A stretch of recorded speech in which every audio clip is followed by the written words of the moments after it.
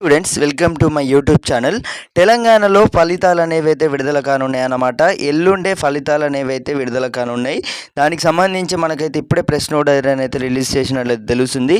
ఈ ఫలితాలు అనేవి ఈ వారంలోగానైతే విడుదల చేస్తామని అయితే మనకు రాష్ట్ర ప్రభుత్వం అయితే ఈ రోజు అయితే డిక్లేర్ అయితే చేసినట్లయితే తెలుస్తుంది. ప్రతి ఒక్క స్టూడెంట్స్కి వాట్సాప్లలో షేర్ కొట్టండి.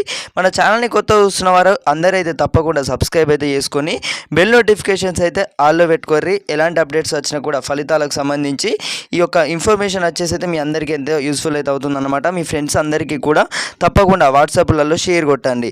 తెలంగాణలో ఈ నెల ఫలితాలు అనేవి అయితే రంగం సిద్ధమైంది. 4-5 రోజులలోనైతే రిజల్ట్స్ విద్యాశాఖనైతే ప్రకటించనున్నట్లు సమాచారం. విడుదల తేదీని ఖరారు చేయాలని కోరుతూ పరీక్షల విభాగం ప్రభుత్వానికి లేఖ రాసినట్లయితే తెలుస్తుంది. సీఎం రేవంత్ ఆమోదం లభించగానే ఫలితాలను రిలీజ్ చేస్తారు. మార్చి 21 నుంచి ఏప్రిల్ 4 వరకు జరిగిన పరీక్ష ఫలితాలు 5 లక్షల మందికి పైగా హాజరయ్యారనైతే అనమాట. దీనికి సంబంధించి పూర్తి స్థాయి సమాచారం కూడా ఆన్లైన్లో ఇప్పుడు మనకు చూసుకున్నట్టయితే ఆల్రెడీ కూడా మార్క్స్ అయితే వేయడం అయితే జరిగింది. ఈసారి మనకు ఎప్పుడైనా కానీ చూసుకున్నట్టయితే 22 బ్యాచ్ కానివ్వచ్చు, 23 బ్యాచ్ కానివ్వచ్చు, 24 బ్యాచ్ కానివ్వచ్చు, ఈ 25 బ్యాచ్ నుంచి అలా చూసుకున్నట్టయితే మనకు జీపీఏ తీసేసినట్లయితే తెలుస్తుంది అనమాట.